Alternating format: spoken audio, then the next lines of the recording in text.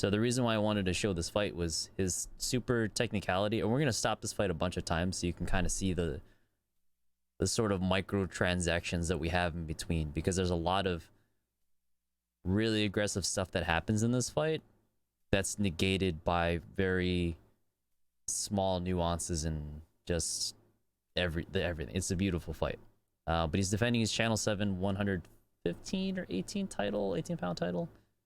It's either 115 or 118. I can't remember what it was, but this is a defensive Channel 7. All right, let's go.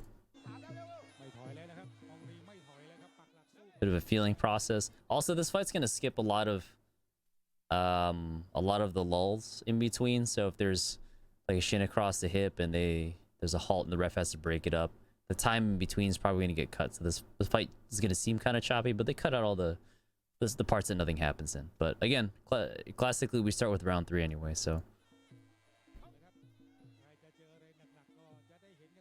yeah. So it's Jomhod versus Ongree, and yeah, let's watch it. Checking the hand. Has a feel for that teep. Lands a kick, guards up. Inside low. Lands a hook right over the top. Feels like he's kibbing too much.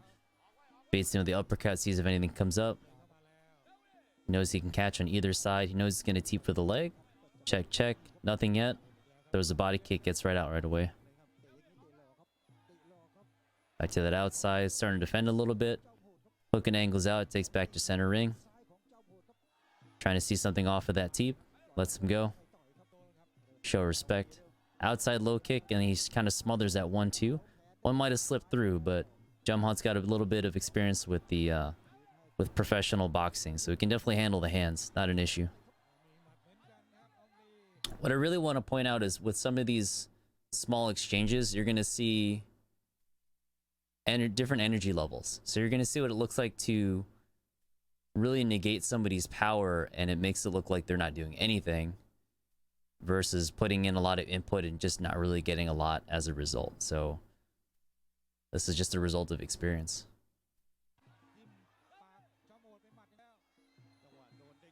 Checking that front hand, works that inside leg, goes to the body, and there's a teep in between. So we're going to stop and take a look at that for a second. We're at 7:13. Where are we at? Just right off of here. So he sets him up. Inside leg kick. Comes back. Didn't get a return. So normally when you kick or throw something, you should at least be aware that something may come back. Nothing happens in that exchange. So he scores the body kick, which just sneaks underneath the arm. And right after this kick, you're going to see him teep out. Boom. And he gets out. Then he ties him up. Ties up the hands. Again, goes back to working that inside low kick. Trying to take him away off of that front leg. And there's a threat. That itself was just a beautiful fake. It kind of put pressure on him to do something, and then he just angled out. Let's watch that again. Check. That fake just comes in from that hip turn.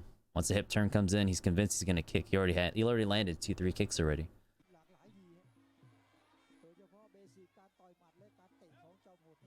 Outside. Fakes the inside.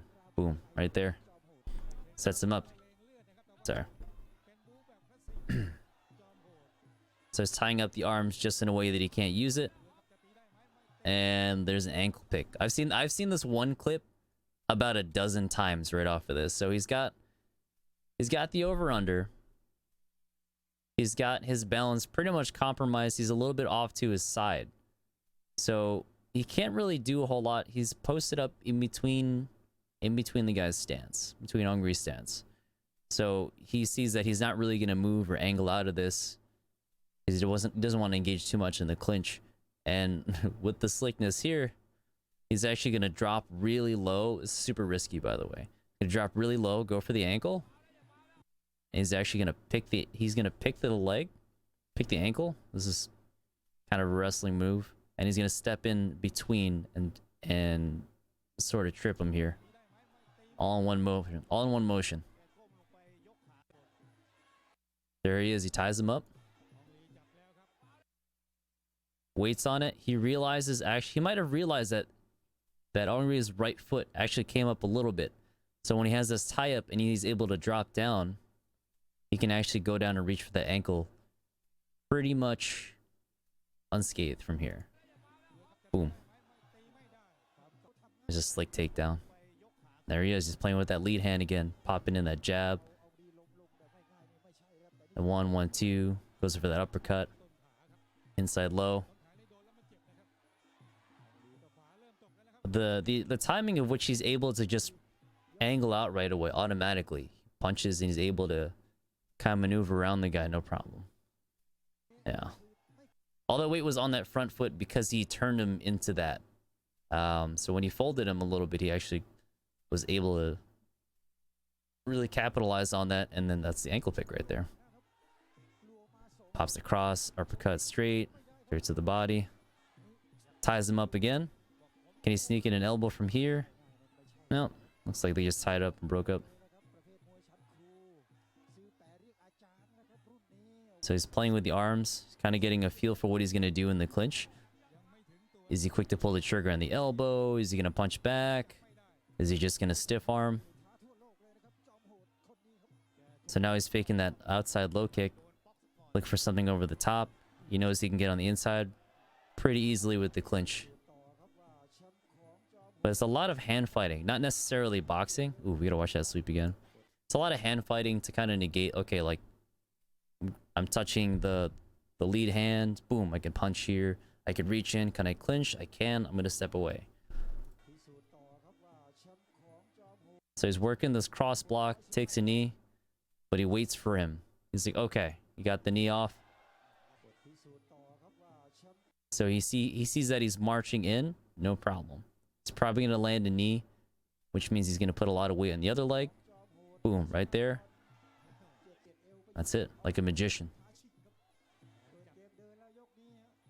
Again, the hand fighting is here. He can sneak in elbows. He can punch, throw an elbow right in there. Nice long punches. Engages in the clinch a little bit, goes for the cross face, angles out. Heading back to center ring, but wants to box a little bit. Not a lot of answers here. Kind of going for the clinch and eating a lot of uppercuts on the way in. Angles out. Move around to the body, ties him up. Back to the body again. Back to that uppercut. Ties him right back up into the clinch. There's a knee. Cross block, catches the kick. And a big teep just to kind of set him back. Again, back to that knee guard. Working his angle to get out of the rope. Really working on that uppercut. Elbow on the way in. Elbow over the top. More of an uppercut elbow. Shin across the hip. And again, it's pretty much to sort of negate some of this forward pressure because they'll have a lot of stepping in.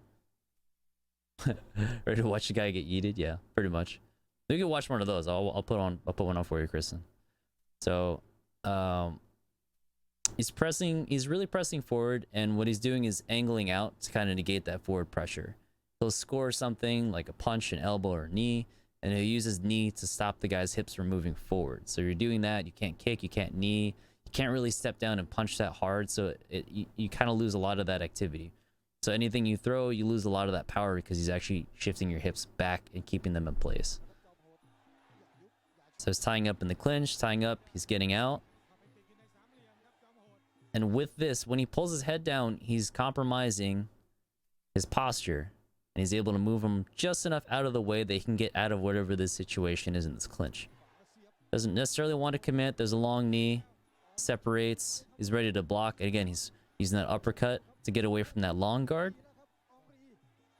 Back to that low kick. Pushes him off just a little bit. Hook angles back to center ring. Angles that again. Tying up the hands. There's the kick. Long knee guard again. Goes for the sweep. Finally gets it. But remember, we talked about energy. And the energy it takes to have to pick him up and sweep him. Like, this is a good sweep. Like, he feels his weight shifting forward. You see his shin is across both the legs. So all he's going to really do is step out with one leg, reach around and kick this other leg from underneath him. But he kind of lifts him up, so it takes a lot of energy to pull this kind of thing off. He has to grab it, Couldn't get the inside, so he has to go back to the outside and finally get the sweep. But this is after pushing and pushing and trying to get something and getting negated. Can't even box, can't clinch. Just getting pressed forward. Shin across the hip again. Exhausting. And he keeps him guessing. Pops the jab, there's a nice hook. Straight down the middle. Looks like he just slapped him there. Call that the Bangkok slap. Ties him up, there's a knee. That's 2 for your trouble. 3, 4, ties him up. Ref's gonna break it up here. Again, shin across the hip. Back to the boxing. Now him putting pressure on him. Going for the clinches, going for the body lock. Gets rid of the punches and kicks on the return. He's angling out. And now he's really chasing him. He's just straight blitzing him.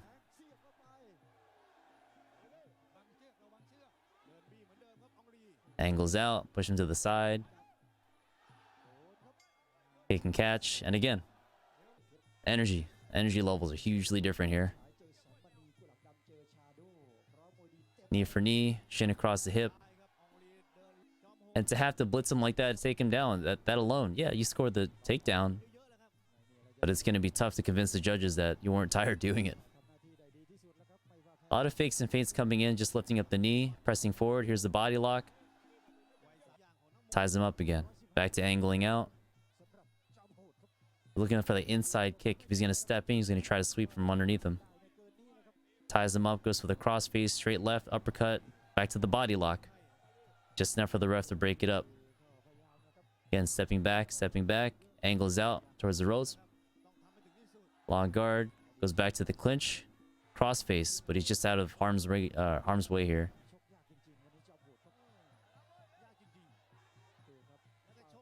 Fakes him, goes for that straight left. Just kind of peppering him at this point.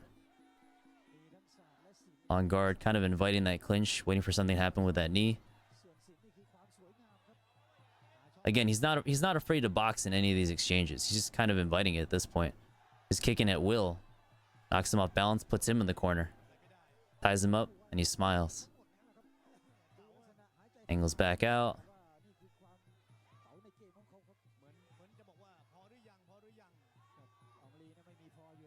It's kind of moving around at will, not taking any serious hits. Moving back to that straight left and kind of inviting with that jab. Telling him to throw some more power, tire yourself out a little bit more. But he knows his range. He understands the boxing range a lot better here. It's an uppercut. That's okay. Because he's going for that inside low kick anyway. Knocks him off balance. He kind of stumbles forward. Towards the last few rounds, usually 4th and 5th round, you're going to see a lot of chasing. But there's a lot of head movement here. Just to kind of frustrate the guy. Doesn't have to do a whole lot to really secure the win. He should be good to go from here. And he feels it. He has the energy of the crowd and the judges behind him.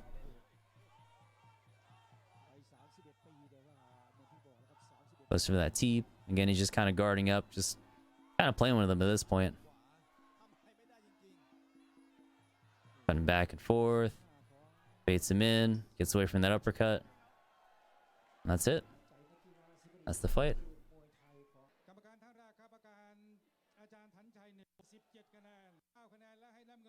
Yay. The end.